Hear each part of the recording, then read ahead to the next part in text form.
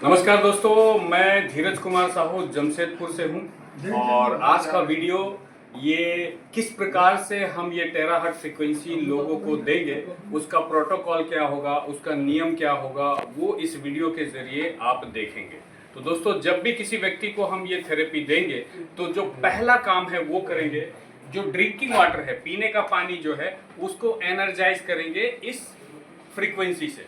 तो क्या करेंगे, अगर 1 गिलास पानी है तो उसमें ये थेरेपी, ये जो फ्रीक्वेंसी है प्रवाहित करेंगे 30 मिनट से लेके 30 सेकंड से लेके 1 मिनट काफ़ी है। ये इसको एनर्जाइज करेंगे और ये हल्का गर्म पानी रहे तो और बढ़िया। और हाँ दोस्तों, ये कोल्ड वाटर में तो नहीं करना है, या तो नॉर्मल या फिर हल्का गर्म पानी में आप 30 सेकंड से लेके 1 मिनट तक ये एनर्जाइज करेंगे। और सबसे पहले आप जिसको थेरेपी दे रहे हैं उनको ये पानी प्रोवाइड करेंगे, ये पानी पिएंगे। पानी पीने के बाद जो हमारा स्टेप वाइज कैसे हम थेरेपी देंगे वो पूरा प्रोटोकॉल अभी आप देखने वाले हैं। सबसे पहले हम लोग क्या करेंगे, ये जब थेरेपी शुरू करेंगे तो हाथों की हथेलियों में जितने पॉइंट अभी मैं बता रहा हूं 2-2 मिनट देंगे, कुछ पॉइंट है 2-2 मिनट देंगे, कुछ पॉइंट 5 से 10 मिनट होता है। तो अभी हम लोग चर्चा कर रहे हैं हाथों की हथेली। हाथों की हथेली दोस्तों, आपको पता होगा कि हमारे हाथों की हथेलियों में एक्यूप्रेशर के लगभग 40 से ज्यादा पॉइंट होते हैं। तो यहाँ पे हम जरूर थेरेपी देंगे,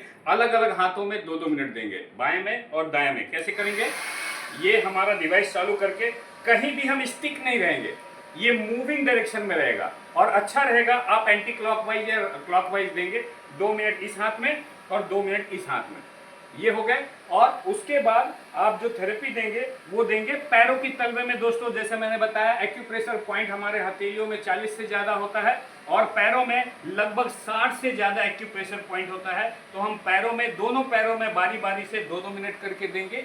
ये हो गया हमारा दूसरा पॉइंट। उसके बाद हम जब थेरेपी देंगे तो सिर के ऊपर हम 2 मिनट यहां देंगे। 2 मिनट यहां देने के बाद दोस्तों फिर हम लोग क्या करेंगे, ये जो वेगस नर्व्स होता है कान के पीछे, कान के नीचे, यहां पे हम 2-2 मिनट ये थेरेपी देंगे मूविंग डायरेक्शन में। एक ये कान में, फिर हम उधर देंगे। तो इस तरह से आपको प्रोसेस पता होना चाहिए। और उसके बाद दोस्तों हम जाएंगे आर्म पिट में। ये जो कांख होता है यहां हम देंगे। और कहीं भी जब आप थेरेपी देंगे तो स्टिक एक जगह पे नहीं रहेंगे, मूविंग डायरेक्शन में होगा। एंड इट्स बेटर कि आप अगर एंटी क्लॉकवाइज या क्लॉकवाइज देंगे तो ये राइट आर्म पिट्स में हो गया, उसके बाद लेफ्ट आर्म पिट्स में देंगे। इस तरह से आपको प्रोसेस स्टेप वाइज करना है। और इसके बाद आप आएंगे ग्रोइन एरिया में। दोस्तों, ग्रोइन एरिया हमारा जो ये होता है जहां हमारे पैर और कमर मिक्स होते हैं, तो वो जो पॉइंट होता है वहां पे हम देंगे 2-2 मिनट।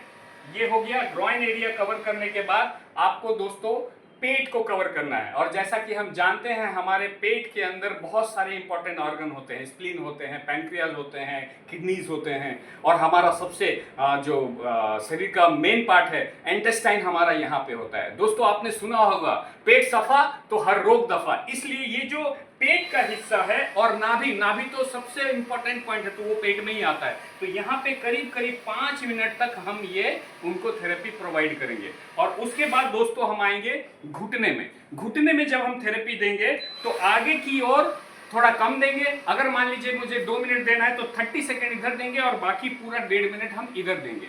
और यहाँ पे जो पिंडलियां होती है, पैरों की पिंडलियां, दोस्तों आपको मालूम होगा पैरों का पिंडलियां को हमें बोलते हैं हमारे बॉडी का सेकंड हार्ट है, वहां पे जरूर देंगे। और इस तरह से दोस्तों ये हो गया protocol. These are the common points for all the people. लेकिन अगर हमारे पास कोई स्पेसिफिक प्रॉब्लम वाले हमारे मरीज आते हैं, जैसे मान लीजिए हमारे पास आ रहे हैं कोई फ्रोजन शोल्डर वाले, तो प्रोटोकॉल पूरा कंप्लीट करने के बाद जो उनका पेन वाला एरिया है वहां पे हम उनको करेंगे। और जिस साइड पेन है वहां हम आर्मपिट में भी देंगे। ये हो गया कंप्लीट सेशन किसके लिए, फ्रोजन शोल्डर के लिए। अब मान लीजिए हमारे पास कोई आ रहे हैं, उनको डायबिटीज की प्रॉब्लम है, तो उनको पूरा प्रोटोकॉल करने के बाद हमारा डायबिटीज का प्रॉब्लम होता है, पेनक्रियास कहाँ होता है, राइट साइड में, जहां ये हमारी रीब्स की हड्डी खत्म होती है उसके 1.5 इंच के नीचे यहाँ पे हमारा पेनक्रियाज होता है। तो हम वहां 5-10 मिनट पेनक्रियास के पॉइंट में अलग से देंगे। तो ये कंप्लीट सेशन हो जाएगा किसके लिए, डायबिटिक पेशेंट के लिए। अब मान लीजिए हमारे पास कोई किडनी पेशेंट आ रहा है, तो पूरा प्रोटोकॉल करने के बाद एक पॉइंट किडनी यहाँ, एक पॉइंट यहाँ, 5-5 मिनट हम दोनों जगह अलग से एक्स्ट्रा देंगे, तो ये कंप्लीट सेशन हो जाएगा किसके लिए? किडनी पेशेंट के लिए। तो इस तरह से आपको ध्यान रखना पड़ेगा कि आपका एक कंप्लीट प्रोटोकॉल क्या है, और अलग अलग मरीज आते हैं तो उनको सोर्स पॉइंट कहाँ क्या है, वहां पे आपको 5-10 मिनट अलग से देना है। और जब ये सारे प्रक्रिया पूरे हो जाएंगे तो याद रखिएगा, फिर से उनको पीने के पानी में वैसे ही 30 सेकंड से लेके 1 मिनट तक उसको फिर से एनर्जाइज पानी करेंगे। मैं फिर से दोस्तों याद दिलाना चाहता हूं, कोल्ड वाटर में कभी मत कीजिएगा, या तो नॉर्मल वाटर, और अगर आप हल्का गर्म पानी करेंगे, this will be the best.